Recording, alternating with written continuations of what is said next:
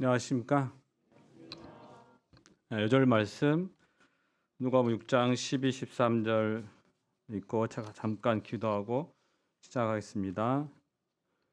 시작. 이때 예수께서 기도하시러 산으로 가사 밤이 새도록 하나님께 기도하시고 밝음에 그 제자들을 부르사 그 중에서 12를 택하여 사도라 칭하셨으니. 감사합니다. 2022년을 허락하심을 감사합니다. 또한 귀한 말씀 주시고자 하심을 감사합니다. 이 말씀이 저희 각자에게 들려주시는 하나님의 말씀으로 영접되게 도우시길 기도합니다. 비천한 죄인 허물이 드러날지라도 그 허물보다 주님의 은혜와 긍휼이 더 드러나게 도우시기를 기도합니다. 감사하고 우리를 구원하신 예수 그리스도님을 기도합니다. 이때 예수께서 기도하시러 산으로 가사 밤이 새도록 하나님께 기도하시고 밝음에 그 제자들을 부르사 그 중에서 12를 택하여 사도라 칭하셨으니. 12를 택하신 예수님이라는 제목으로 말씀 나누겠습니다.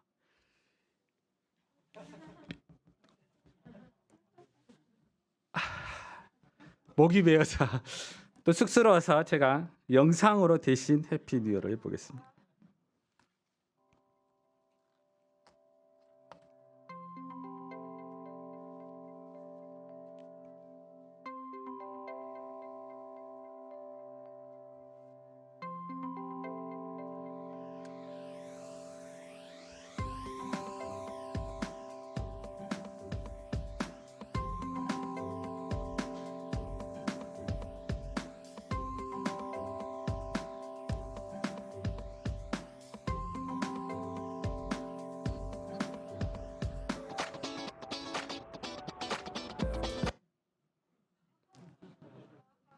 네, 2022년 새해를 허락하신 하나님께 감사와 찬송을 드립니다. 오늘 말씀은 특별히 세계 대표이신 윤모서 선교사님이 코로나로 인해 대면 예배를 안 드려도 되고 전도도 안 해도 되는 것을 당연시되는 현실 앞에서 깊은 기도 가운데 전 세계 UBF가 나아갈 방향을 생각하여 잡은 말씀이기도 합니다. 우리도 오늘 말씀을 통해 올해 영적 방향을 잘 세울 수 있기를 기도합니다. 파트 1. 한 손 마른 자를 고쳐주신 예수님. 먼저 누가복음 6장 1절에서 5절까지를 간단히 보겠습니다. 예수님이 안식일에 제자들과 함께 밀밭 사이로 지나가실 때 일어난 사건입니다. 이때 제자들이 밀 이삭을 잘라 비벼 먹었습니다. 제자들은 예수님을 따라다니며 사명을 감당하느라 항상 배가 고팠습니다. 그래서 밀 이삭을 보자마자 반사적으로 그것을 잘라 비벼서 얼른 입에 집어넣었습니다. 배가 고플 때는 생쌀, 생라면도 얼마나 맛있습니까? 그들은 생밀 맛을 보며 기쁨에 취해 있었습니다. 이런 그들을 볼 때 얼마나 배가 고팠으면 저럴까 하는 측은한 마음이 듭니다. 따뜻한 밥 한 상 차려주고 싶은 마음이 드는 것이 정상적인 사람의 심정입니다. 그런데 당시 종교 지도자는 바리새인들은 제자들이 안식일에 하지 못할 일을 했다고 날카롭게 비판하였습니다. 어찌하여 안식일에 하지 못할 일을 하느냐? 바리새인들은 안식일법을 어겼다고 지적질을 하고 있었습니다. 그들의 율법적인 자세가 오늘 본문에도 동일하게 나타납니다. 이런 그들에게 안식일의 주인이신 예수님은 무엇라고 하십니까? 6절을 보십시오. 또 다른 안식일에 예수께서 회당에 들어가사 가르치실세 거기 오른손 마른 사람이 있는지라. 어느 다른 안식일에 예수님이 회당에 들어가셨습니다. 그곳에서 예수님은 말씀을 가르치셨습니다. 그런데 마침 그날 회당에 한 특별한 사람이 있었습니다. 그는 오른손 마른 사람이었습니다. 손이 말랐다는 것은 신경과 근육이 마비되어 손을 쓸 수 없는 상태가 된 것을 말합니다. 외경에 보면 이 사람의 직업은 석공이었습니다. 오른손이 말라 더 이상 생계를 꾸려갈 수 없었습니다. 여름에도 짧은 팔옷을 입지 못하고 항상 긴 팔옷을 입고 다녔습니다. 그는 항상 오른손을 호주머니에 넣고 다녔습니다. 그래서 때로는 싸가지 없다는 소리도 들었습니다. 그는 드럼을 칠 수도 없고 신발끈을 혼자 멜 수도 없었습니다. 누가 악수를 하려고 오른손을 내면 얼른 왼손을 내밀어 상대방을 당하게 만들었습니다. 위쪽으로 말라버린 그의 오른손은 그의 마음도 열등감으로 오그라들게 하였습니다. 그는 죄 때문에 그런 장애를 갖게 되었다는 죄책감도 있었을 것입니다. 그의 마음에는 참 안식이 없었습니다. 어쩌면 그의 인생조차도 말라버린 것과 같았습니다. 예수님은 그를 보시고 긍휼히 여기셨습니다. 낫게 하여 주기를 원하셨습니다. 그런데 백성들의 목자가 되어야 할 종교 지도자는 어떠한 생각을 가졌습니까? 7절을 보십시오. 서기관과 바리새인들이 예수를 고발할 증거를 찾으려 하여 안식일에 병 고치시는가 엿보니 이들은 한 손 마른 자에 대해서 전혀 불쌍히 여기는 마음이 없었습니다. 오히려 그들은 한 손 마른 사람을 통해 예수님을 고발할 증거를 찾는 수단으로 삼으셨습니다. 말씀에서 엿보다라는 동사는 원어의 파르테리오로서 스파이 노릇을 하다라는 뜻입니다. 그들은 양들을 돕기에 목자 노릇을 해야 하는데 예수님을 고발하기 위해서 파파라치 노릇을 하고 있었습니다. 8절을 보십시오. 예수님은 그들의 생각을 아셨습니다. 자기를 함정에 빠뜨리고자 하는 그들의 악한 음모를 아셨습니다. 예수님은 종교 지도자의 생각을 아시니 오히려 충돌을 이 순간만큼은 피해야 될 것 같습니다. 그것이 지혜로울 것 같습니다. 그런데 예수님은 손 많은 사람에게 오늘은 안식일이시니 내일 다시 오세요. 아니면 오늘 모험이 끝난 후에 잠깐 지도새도 버리게 봅시다 라고 하지 않으셨습니다. 도리어 무엇이라고 하셨습니까? 예수님은 한 손 마른 사람에게 일어나 한가운데 서라 라고 하셨습니다. 그로 하여금 회당 한가운데 서도록 하셨습니다. 이는 예수님은 이를 통해 종교 지도자의 죄악에 도전하셨습니다. 또한 그들에게 안식일의 진정한 의미를 가르치셨습니다. 무엇보다도 한 손 마른 자에게 참 안식을 주고자 하셨습니다. 9절을 보십시오. 예수께서 그들에게 이르시되 내가 너희에게 묻노니 안식일에 선을 행하는 것과 악을 행하는 것, 생명을 구하는 것과 죽이는 것 어느 것이 옳으냐 하시며, 당시 사람들은 안식일에 일하는 것이 옳은가 옳지 않은가만을 생각했습니다. 예수님은 그러한 고정관념에 도전하셨습니다. 안식일에 선을 행하는 것과 악을 행하는 것, 생명을 구하는 것과 죽이는 것 어느 것이 옳으냐?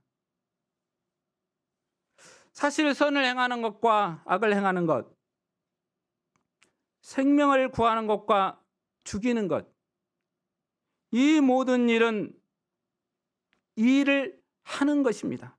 무슨 일을 하는 것입니다. 일을 볼 때 무엇을 할 수가 있습니까? 안식일은 아무 일도 하지 않음으로써 쉬는 날이 아니라 선한 일을 함으로써 쉬는 날임을 알 수 있습니다. 바로 선한 일은 사람을 살리는 일입니다. 사람을 살릴 때 그 사람도 안식을 얻고 선한 일을 하는 사람도 안식을 누리게 됩니다. 종교 지도자들은 한 손 많은 사람을 고쳐주지 않으므로 그 사람이 쉼이 없는 상태에 있도록 방치했습니다. 10절을 보십시오. 예수님의 질문은 누구나 정답을 알고 있었습니다. 정답이 무엇입니까?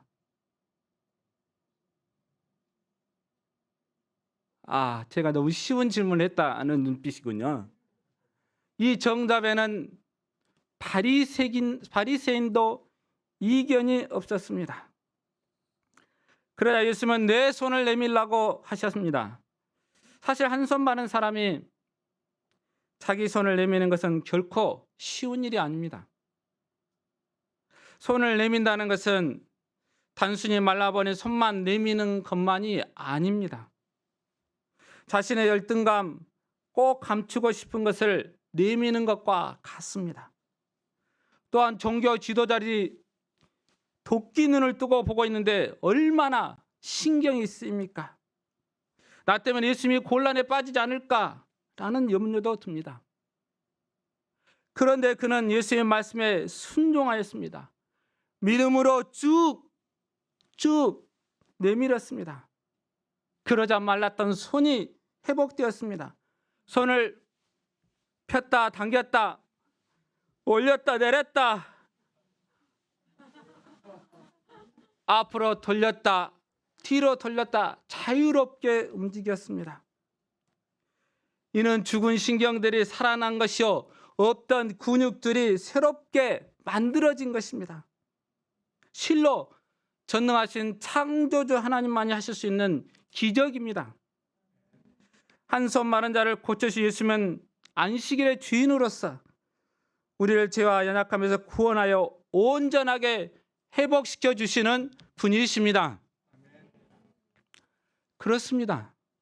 우리도 각자가 감추고 싶고 숨기고 싶고 영원토록 가리고 싶은 나의 마른 손이 있습니다.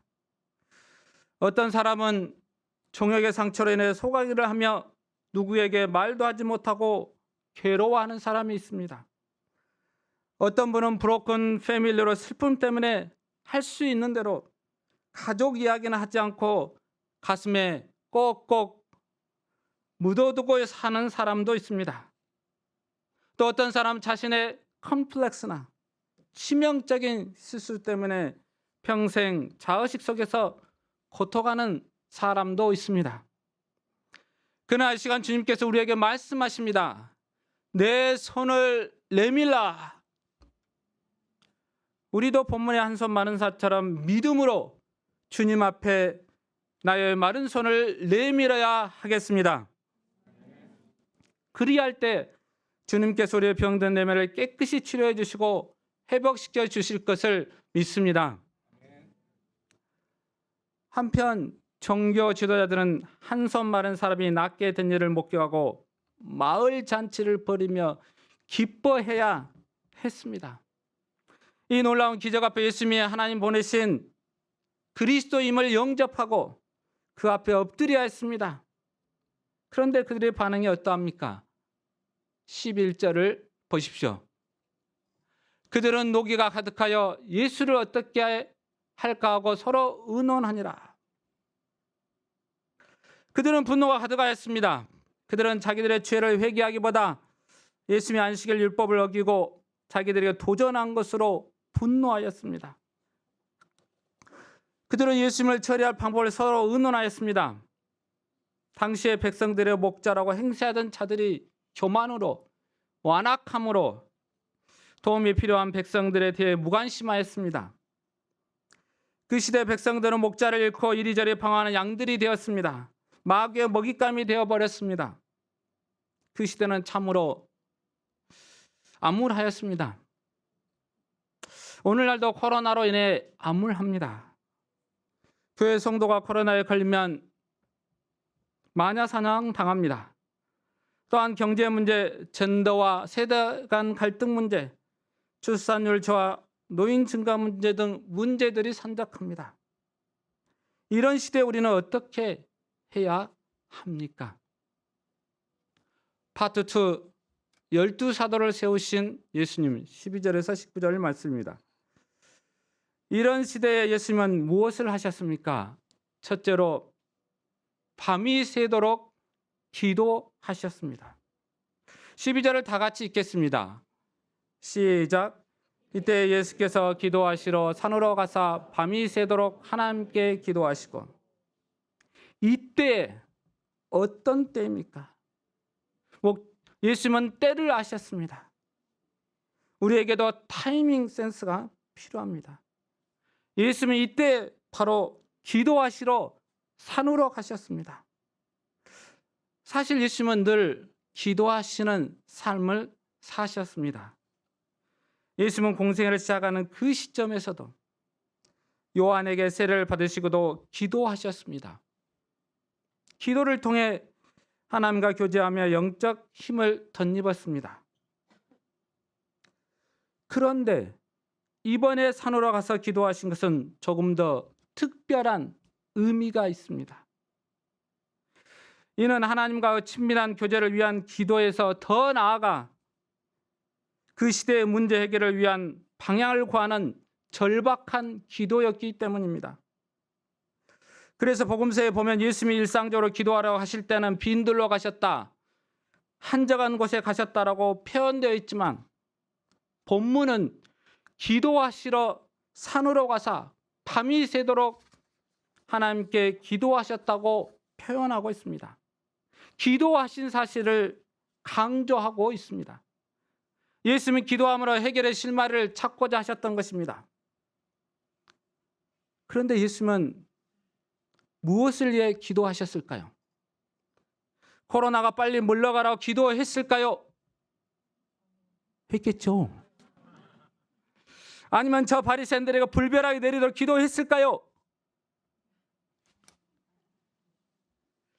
물론 예수님이 하신 기도 내용을 알 수는 없지만 전후를 살펴보면 충분히 추정할 수 있습니다.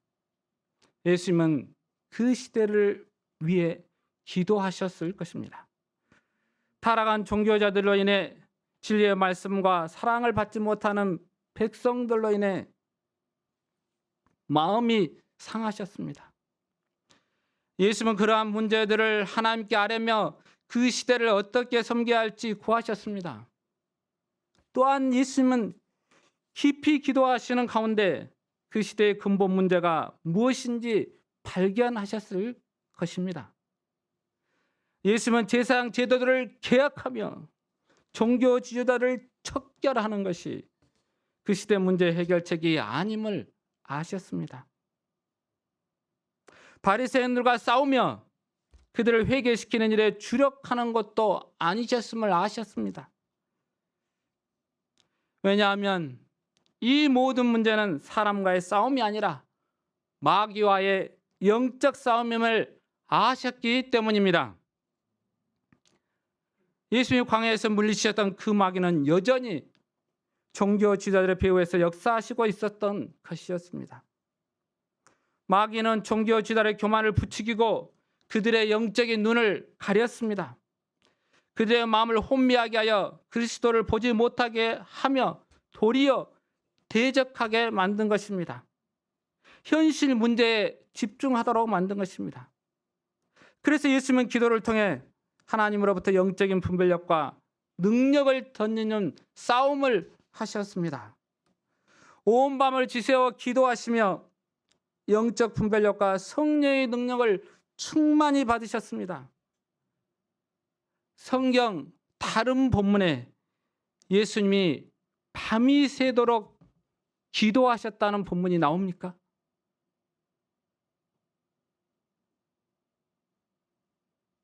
베드로가 밤이 새도록 고기 잡았던 얘기는 나옵니다. 오직 누가복음 6장 이 부분입니다. 그만큼 예수님은 심각하게 기도하셨습니다. 그만큼 어떻게 해결의 방향을 잡기에 밤이 새도록 간절히 기도하셨습니다. 예수님은 생명을 걸고 기도했습니다. 마침내 새벽이 밝았고 아침 해가 떠올랐습니다. 예수의 많은 빛이 임했고 하나님이 주신 분명한 영적 방향도 잡았습니다. 2022년 새해가 된 지금 우리는 무엇을 위해 기도하고 있습니까? 아니 굳이 밤새도록 기도할 필요조차 없다고 생각하지는 않습니까? 심지어 기도 안 해도 잘 지내고 있다고 생각하고 있는 것은 아닙니까? 코로나로 어두운 시대에 우리에게는 기도하는 능력이 필요합니다. 예수님처럼 우리도 중요한 순간에 밤이 새도록 기도의 싸움을 감당할 수 있기를 간절히 기도합니다. 둘째, 12를 택하여 사도라 칭하셨습니다. 13절을 다 같이 읽겠습니다. 시작. 밝음에 그 제자들을 부르사 그 중에서 12를 택하여 사도라 칭하셨습니다. 예수님은 같이 산에 올랐던 제자들을 부르셨습니다.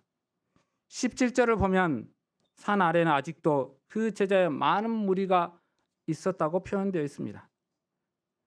이를 볼 때 여기서 사용된 제자라는 말은 배우고 싶어하는 사람, 때때로 모였다가 흩어지는 무리와 달리 예수님을 지속적으로 따라다니는 사람들이라고 볼 수 있습니다. 예수님은 그 중에서 12를 택하셨습니다. 어떤 기준으로 12를 택하셨을까요? 과연 나는 택함 받을 수 있을까요? 마가복음 3장 13절에 보면 예수님은 산에 오르사 자기가 원하는 자들을 부르시니 나아온지라라고 되어 있습니다. 자기가 원하는 자들이라는 것은 그냥 기분에 따라 부르신 것이 아닙니다. 그동안 같이 다니시며 눈여겨보시고 특별하게 키울 만하다고 보신 자들을 제자로 부르셨다는 것입니다. 그 부르심은 전적으로 예수님의 주권에 따른 것입니다. 예수님은 12를 택하여 사도라 칭하셨습니다. 사도라는 말은 헬라어로 아포스톨로스, 영어로는 어파슬, 뜻은 보내심을 받은 자란 뜻입니다. 그 복음을 전하기 위해 예수님으로부터 특별히 파견된 자들을 가리키는 말입니다. 오늘날로 말하면 우리나라를 대표하여 타국에 파견된 대사, 정권 대사를 말합니다. 예수님은 앞으로 십자가 부활을 통해 복음을 완성하시고 하나님께 돌아가셔야 합니다. 듣고 믿음으로 구원을 얻을 그 복음을 온 세상에 전파할 일꾼들이 필요합니다. 예수님은 그러한 복음 전파의 사명자들로 12를 부르신 것입니다. 물론 그들은 아직 사도의 수준에 정말 미치지 못합니다. 그러나 예수님은 그들을 빼어난 제자로 양성하셔서 장차 사도의 직분을 감당하도록 하시는 비전 가운데 부르신 것입니다. 또한 비전에 그치신 것이 아니라 사도의 수준에 이르기까지 책임감을 갖고 키우시겠다는 것입니다. 예수님은 복음 전파 역사가 영적 전쟁임을 아셨습니다. 기성 종교자들이나 사회 구조나 제도와의 싸우고자 한 것이 아니라 마귀와의 영적 싸움을 준비하셨습니다. 이러한 영적 전장에서 가장 중요한 것 중에 하나는 장수들이 중요합니다. 예수님의 마음을 알고 성령의 능력을 덧입어 복음 역사를 이끌어갈 영적 지도자들이 중요합니다. 예수님은 12를 그러한 자들로 세우고자 하셨습니다. 그들을 훈련하사 장차 어떠한 고난도 감당하고 담대하게 복음을 증거할 사도행전에 나오는 그 사도들로 세우고자 영적 방향을 잡으시고 부르셨던 것입니다. 그러면 예수님의 제자 양성 방향은 무엇입니까? 예수님의 제자들을 부르시고 훈련하셨다, 정병 양성을 하셨다는 말을 들으면 우리는 군대 훈련과 같이 사람들을 훈련시켜서 양성해야 된다고 생각할 수 있습니다. 우리나라 일반적으로 병사들은 공익근무, 일반 병사, 특전사들이 있습니다. 이들의 차이가 무엇입니까? 이들의 차이는 사람의 차이가 아니라 훈련의 차이라고 합니다. 예전에 공군과 비슷한 방위를 비하하는 말이 있었습니다. 방위의 훈련 목표는 적을 만나면 적에게 안면 타박성을 입히고 장렬히 전사한다 라고 했습니다. 특전사가 되기 위해서 체계하던 훈련이나 교육과정은 많은 도움이 됩니다. 그러나 일정한 프로그램이나 코스를 마친다고 해서 예수님의 제자가 되는 것은 아닙니다. 예수님의 제자가 되는 것은 지식도 중요하지만 무엇보다도 인격과 그 믿음이 중요합니다. 그래서 마가복음 3장을 보면 예수님은 12를 부르신 후에 그들을 어떻게 제자로 키우실 것인가를 명확히 말씀하십니다. 마가복음 3장 14절을 다 같이 읽겠습니다. 시작.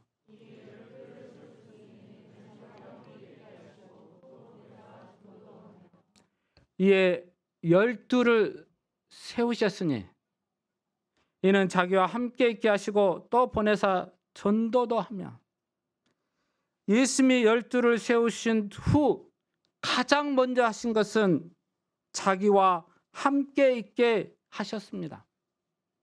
이는 12를 자기와 함께 있게 하사 예수님의 말씀을 배우게 하십니다.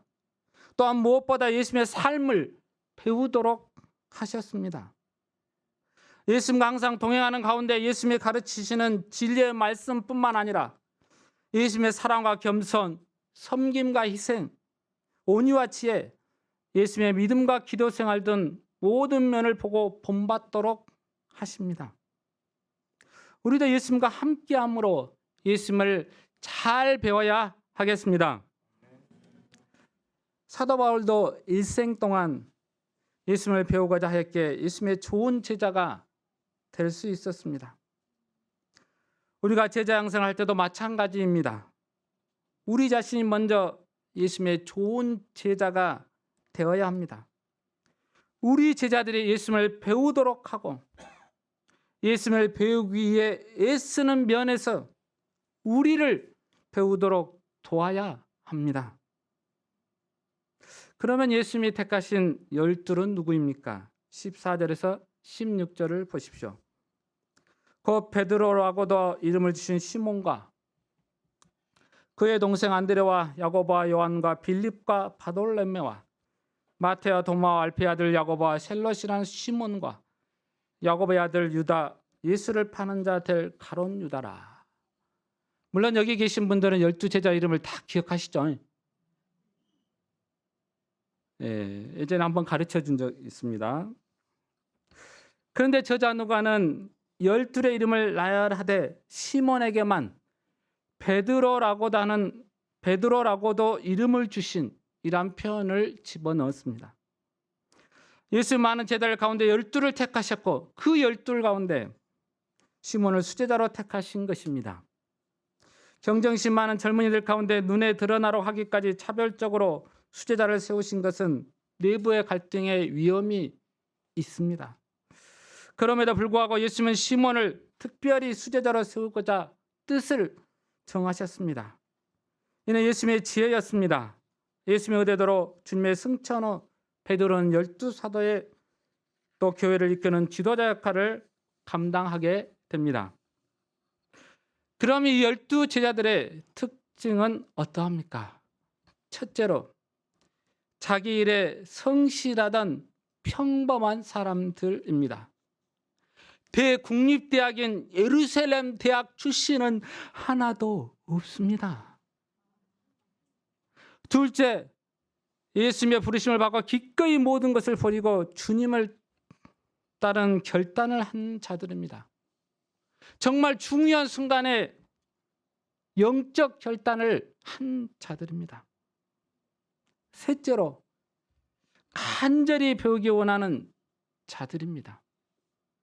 평생 간절히 배우고자 하는 차세를 가진 자들에게는 엄청난 축복이 임합니다.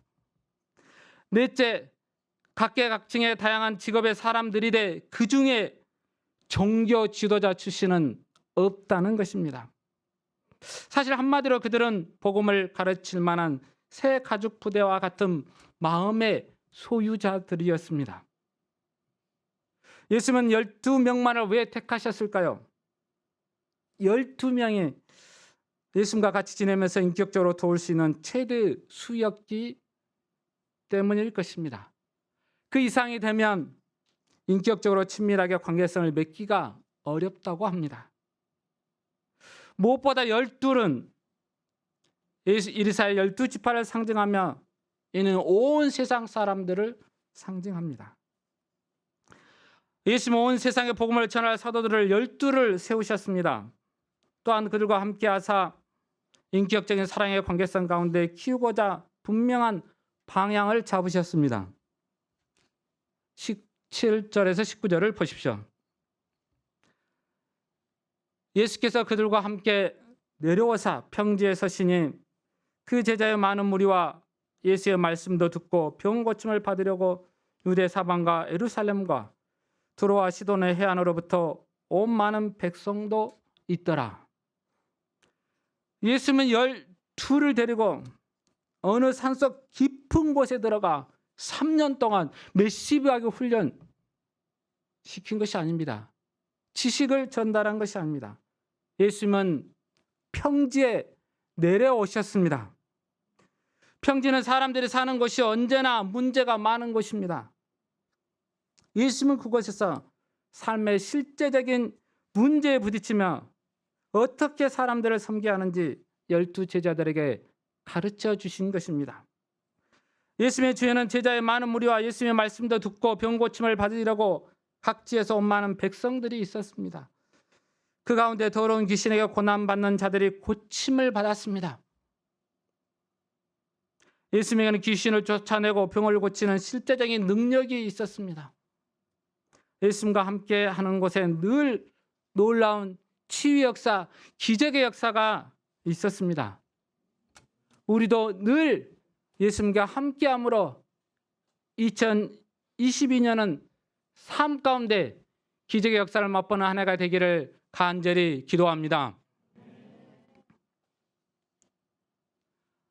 저는 오늘 말씀을 준비하면서 예수님과 같은 간절한 제자 양성의 비전과 결정적인 순간에 깊이 기도하는 자세가 없다는 것을 깨닫고 회개하게 되었습니다.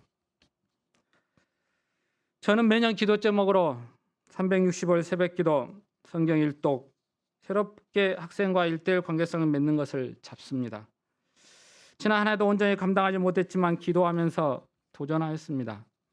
출장을 가더라도 새벽 시간에 일어나 일용할 양식을 보고 기도하였습니다.